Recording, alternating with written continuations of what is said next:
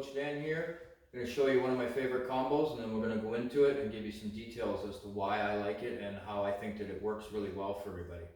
So just set them up. I fire my left, fire my right, I come across.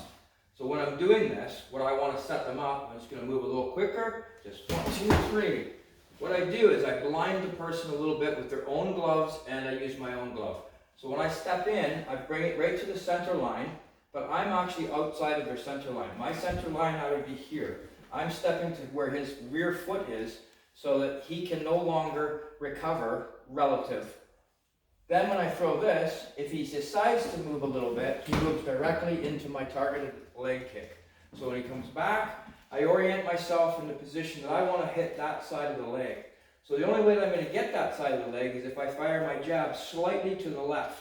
So when I fire my jab here, he can still see down the center, but then he sees the big right hand coming, and he does the big cover. If he's smart, he does the big cover, which then allows me to lean without leaning. I lean on my lead leg, and my lead leg, I turn and bring it over. When you turn that foot all the way over, but break the leg down and drive it through. So I set him up, I'm going to move, 1, 2, 3. And each time when I come across, I want to cut right through the person, obviously.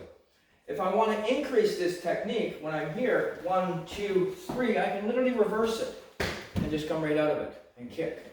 Okay, so it doesn't leave you standing still. Like sometimes I find techniques that you kick and you're stuck. So what I always like to do is I always like to end with a punch, not just with a kick. So when I come through, 1, 2, 3, 4, I just give a little pop to push me back. Okay, so I do it again. It's 1, 2, 3, pop, pushes me back. Always allows me to get back into my stance. So once I move across, 1, 2, kick, boom, I'm always back. I don't use my lead hand because I don't want to make sure that, I always want to make sure it's up. So when I jab forward, jab, hands still stay nice and high, bring it in, keep this, you got to time it. As this makes an impact, when you notice the body, you'll notice that you can get the body to move a little bit. When the body moves a little bit, that leg is a little bit lighter, which means that he can potentially try to defend it, but because you put this up here, he doesn't see it. And it makes it so that you can hit it harder. Okay, so when I set it up, 1, 2, 3. He doesn't see it coming, and I can chop right through.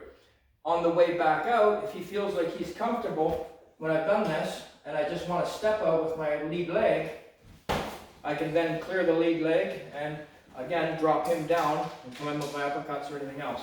So I set them up, 1, 2, bring that leg right over, turn as maximal as you can here. After that impact, drive, and drive that hand all the way back. Each time when I come out, 1, 2, kick, punch, move yourself back.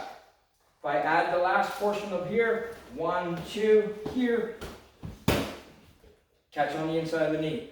So there's multiple places that you can catch. I like catching the inside of the knee to make the person base out. So when I hit the inside of the knee, he bases and he has to put weight on it. When I get him to put weight on it, then I know that I can counter him with punches.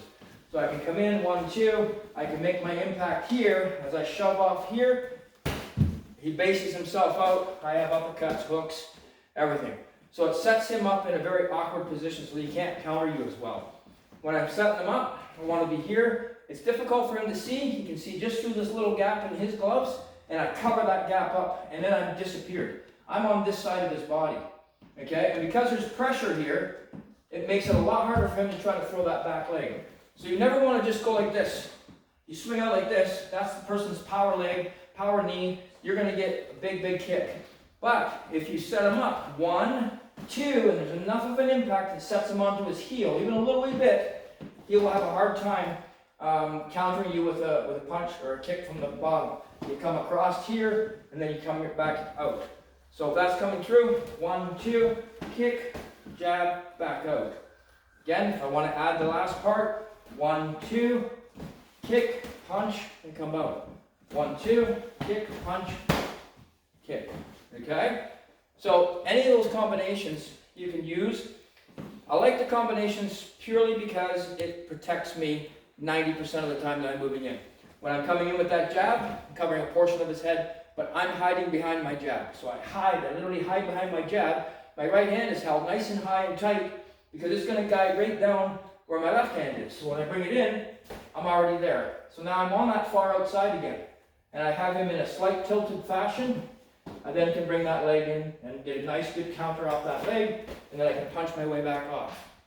Okay? Follow us for more tips, comment, subscribe, hit the like button. Thank you.